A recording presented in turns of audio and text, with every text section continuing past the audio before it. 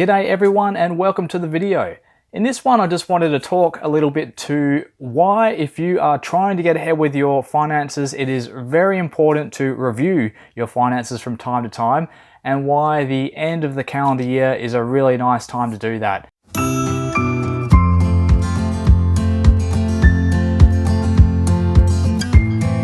Now, about this time of year, heading into Christmas and New Year's, I always just sit back and reflect on the year that's gone and have a bit of a deeper think about what I have succeeded in, what didn't go as well as I hoped it would, and my plans for the next year.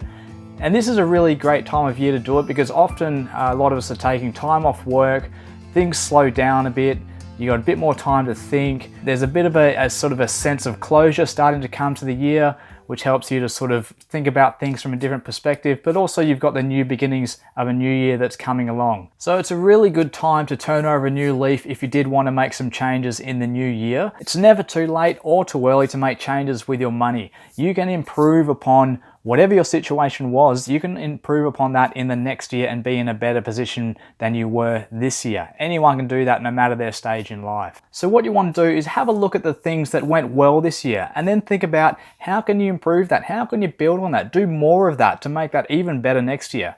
And then look at the things that didn't go so well and think about why didn't that go so well? What was the root cause behind that? And then how can you reduce that to make sure that it doesn't happen again? Have a look at your financial position now and compare that to what your targets were at the start of the year. If you did set targets, did you meet those targets and why didn't you? If you didn't set targets, have a look at where you are sitting now compared to last year. Has your bank balance grown? Has your share portfolio grown?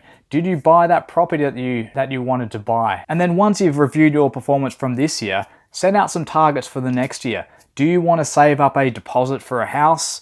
Do you want to have, say, $10,000 invested in the stock market?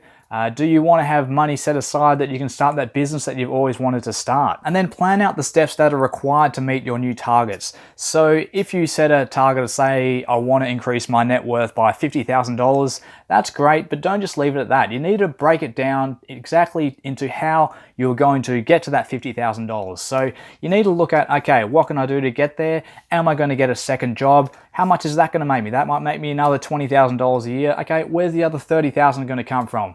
Maybe I'm going to start a side business. That might make me, say, $1,000 a month. There's another $12,000. And then you might have to start looking at your expenses. You might say, okay, I'm going to start riding my bike to work. That's going to save me $50 a month on public transport fares. Or I might start eating out only once a week. That's going to save me $100 a week, and that's $5,000 a year. So break it down exactly how you plan to get to your savings target or your net worth target, and then stay accountable to that and follow it through, and you will get your results. Now, if you're not tracking your finances, you really should do so. If you don't measure it, how do you know if you're improving on it? How do you know if you're going not so well? I think the best option is just the humble old spreadsheet. It gives you full control. It gives you maximum privacy. You are able to set all your own little performance measures, your KPIs, and measure accordingly. You can do little graphs and trend lines and things like that. It's a lot of fun if you're into spreadsheets like I am. There are also online tools that allow you to track your net worth. Just be a little bit careful here. Some of these might require access to your share portfolio account, so it might mean that you have to share your data with a third party, which you might not want to do. I don't think that's a great idea personally, but that's just me. And you'd also have to probably pay them for the privilege. So, they are, nice and fancy and look good and everything, those online calculators, but maybe you don't want to do that, and the spreadsheet's fine as well. And there's nothing wrong with that. So do what suits you. But the main thing is that you're measuring this and you're tracking it, and then you can see if you're going well, if you're not going so well, and also where you need to make improvements along the way. Now, when you're making adjustments to improve your financial position, don't be disheartened if it feels like you're only making baby steps and you're getting nowhere. The thing is, the accumulation of marginal gains can add up to a significant number. if you just keep pushing over time, it can turn into a substantial amount.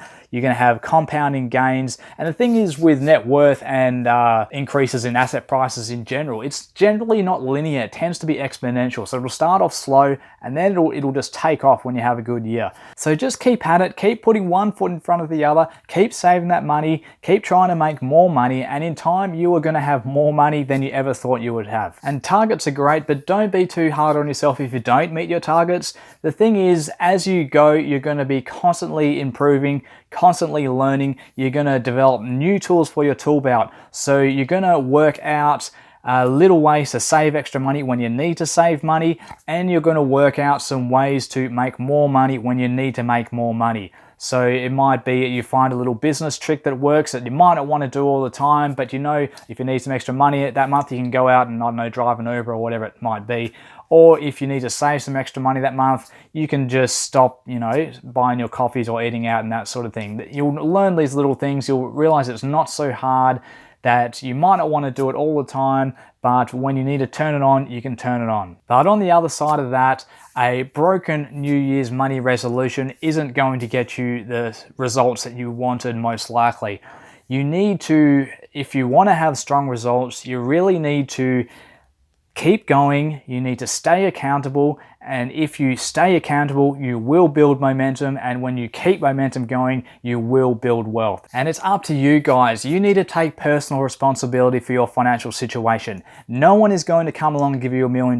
The government is not going to make you wealthy. It is up to you and you only. So keep doing it, stay strong, stay true to the cause, and one day you will get there. I guarantee it. Well, I don't guarantee it, but keep going anyway.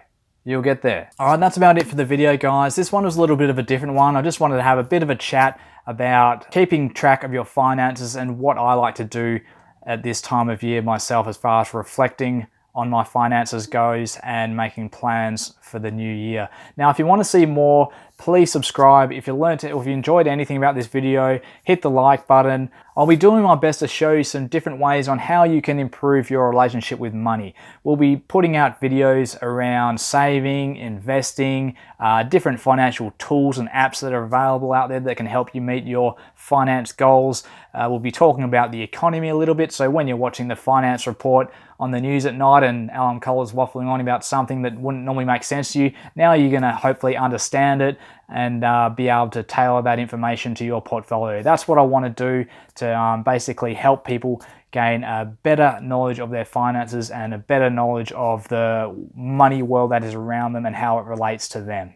Anyway, thanks a lot for watching, guys. All the best with your financial journey, and we hope to see you in the next one.